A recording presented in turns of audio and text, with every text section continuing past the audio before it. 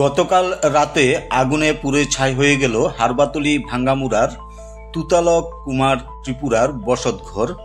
কোনোমতো স্ত্রী সন্তানদের নিয়ে ঘর থেকে বেরিয়ে এসে প্রাণ রক্ষা করলেন।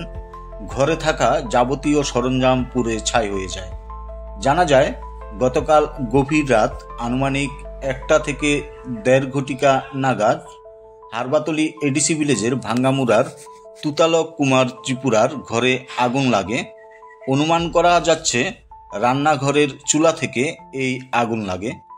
আগুন মুহূর্তেই গোটা ঘর গ্রাস করে নেয়। তখন তুতালক কুমার ত্রিপুরার স্ত্রী সন্তানদের নিয়ে ঘরে ঘুমোচ্ছিলেন। হঠাৎ ঘরে আগুন দেখতে পেয়ে স্ত্রী সন্তানদের নিয়ে ঘর থেকে বেরিয়ে এসে প্রাণ রক্ষা করলেন। ঘরে থাকা যাবতীয় সরঞ্জাম পুড়ে ছাই হয়ে যায়। গুরুত্বপূর্ণ কাগজপত্রও পুড়ে যায়।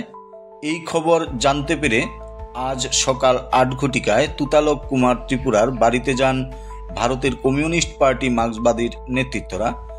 গরিব এই পরিবারটিকে আর্থিক সাহায্যের দাবি জানান ভারতের কমিউনিস্ট পার্টি মার্ক্সবাদীর পক্ষ থেকে।